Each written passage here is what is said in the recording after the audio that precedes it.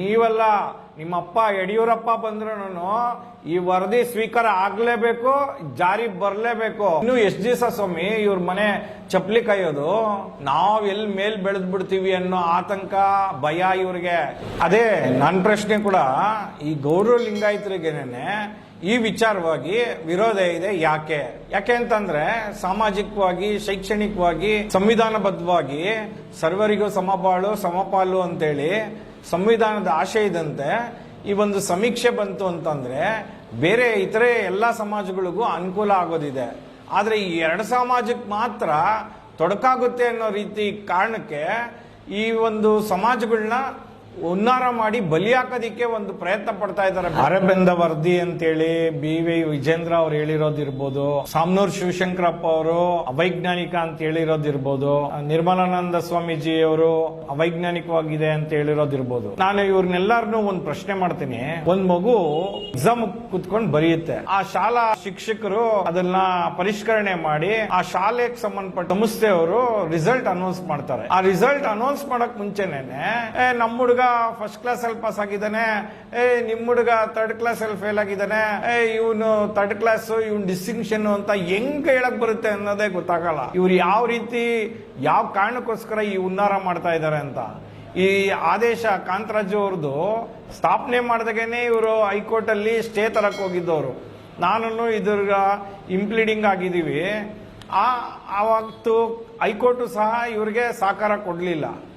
ಈ ತರ ಗೊಂದಲ ಹೇಳಿಕೆಗಳು ಮತ್ತೆ ಜನರುಗಳಲ್ಲಿ ಒಂಥರ ಗೊಂದಲ ಸೃಷ್ಟಿ ಮಾಡಿ ದಾರಿ ತಪ್ಪಿಸುವಂತ ಹೇಳಿಕೆಗಳನ್ನ ನಿಲ್ಲಿಸ್ಬೇಕು. ನೀವೇನ್ ಹೇಳಿದ್ರಿ, ಇದೇ ನಿಮ್ಮ ಸರ್ಕಾರ ಏನ್ ಹೇಳಿತ್ತು ಅಂತೇನ ಗೊತ್ತಿದ್ಯಾ ವಿಜೇಂದ್ರ ಅವರೇ? ಫಸ್ಟ್ ಈಗ ತಾನೇ ಬರ್ತಾ ಇದ್ದೀರಾ ಅಧ್ಯಕ್ಷ ಸ್ಥಾನಕ್ಕೆ ಹೆಜ್ಜೆ ಇಟ್ಟು ಎಲ್ಲಾ ಸಮುದಾಯಗಳನ್ನೂ ನೀವು ವಿಶ್ವಾಸಕ್ಕೆ ತಗೊಂಡು ಮುಂದೋಗೋದನ್ನ ಕಲೀರಿ. ಅದ್ ಬಿಟ್ಬಿಟ್ಟು ನಮ್ಮ ಬೇರೆ ಬೇರೆ ಜಾತಿ, ಧರ್ಮ ಮತ್ತೆ ದೇಶ ಅಂತ ಭಾವನಾತ್ಮಕವಾಗಿ ಜನರನ್ನ ರೊಚ್ಚಿಗೆಬ್ಸಿದ್ದು ಮುಗೀತ ಕತೆ. ಕಳೆದ ಸಾರಿ ಎಲೆಕ್ಷನ್ ಅಲ್ಲಿ ಎಂತ ಪಾಠ ಕಲಿಸಿದ್ದಾರೆ ಅಂತ ನಿಮ್ಗೂ ಎಲ್ಲ ಚೆನ್ನಾಗಿ ಗೊತ್ತಿದೆ.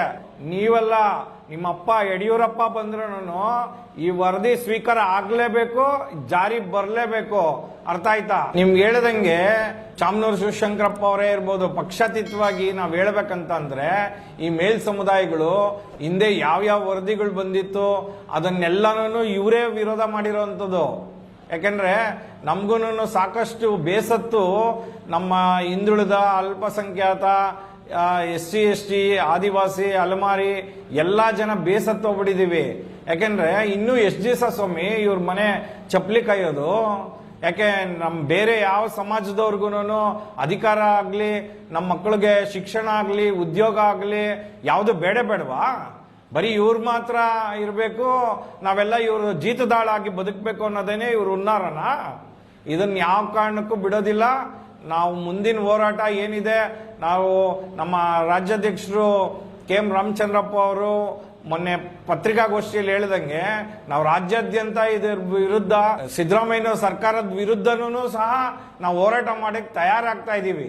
ಈಶ್ವರಪ್ಪ ಅವ್ರ ಬಗ್ಗೆ ಹೇಳ್ಬೇಕಂದ್ರೆ ಒಬ್ಬ ಹಿಂದುಳಿದ ವರ್ಗದವರು ಅಂತೇಳಿ ನಮಗ್ ನಾಚಿಕೆ ಆಗುತ್ತೆ.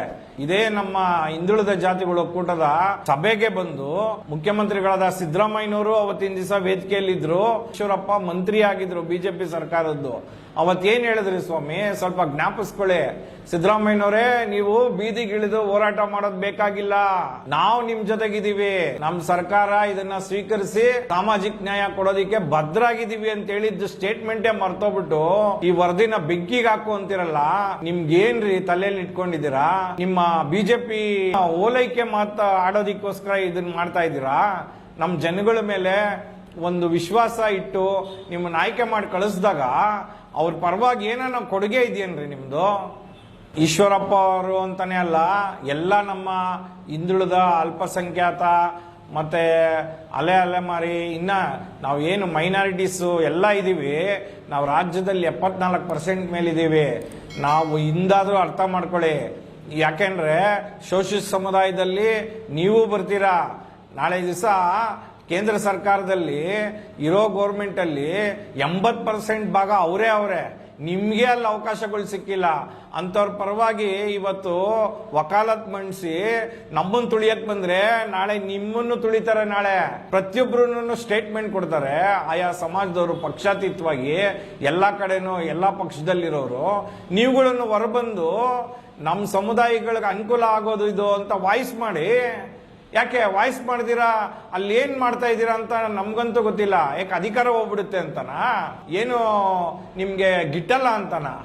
ಈ ಒಂದು ಸಮೀಕ್ಷೆಯಿಂದ ನಮ್ಮ ಹಿಂದುಳಿದ, ಅಲ್ಪಸಂಖ್ಯಾತ, ದಲಿತ, ಆದಿವಾಸಿ, ಅಲೆಮಾರಿ, ಅರೆ ಅಲೆಮಾರಿ ಇಂಥ ಎಲ್ಲಾ ಬುಡಕಟ್ಟು ಸಮಾಜಗಳಿಗೆ ನಮ್ಮ ಜನಸಂಖ್ಯೆಗೆ ಅನುಗುಣವಾಗಿ ನಮಗ್ ಬೇಕಾದ ಸವಲತ್ತುಗಳು ಸಿಕ್ಕಿ ನಾವ್ ಎಲ್ಲಿ ಮೇಲ್ ಬೆಳೆದ್ ಬಿಡ್ತೀವಿ ಅನ್ನೋ ಆತಂಕ, ಭಯ ಇವ್ರಿಗೆ.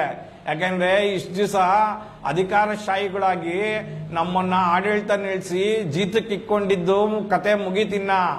ದಯವಿಟ್ಟು ನೀವುಗಳು ಸಹ ಪಕ್ಷಾತೀತವಾಗಿ ನೀವು ಯಾವುದೇ ಅಜೆಂಡಾ ಇರಲಿ, ಯಾವುದೇ ಪಕ್ಷದವನಾಗಿರ್ಲಿ, ಈ ಒಂದು ವಿಚಾರಕ್ಕೆ ನಾವುಗಳು ಇವತ್ತು ಒಗ್ಗಟ್ಟಾಗ್ಲಿಲ್ಲ ಅಂತಂದ್ರೆ ನಮ್ಮ ಜೀವನದಲ್ಲಿ ನಮ್ಮ ಸಮಾಜಗಳ ಏಳಿಗೆ ಅಸಾಧ್ಯ. ಇದನ್ನ ಬರೆದಿಟ್ಕೊಬೇಕು ತಾವುಗಳು.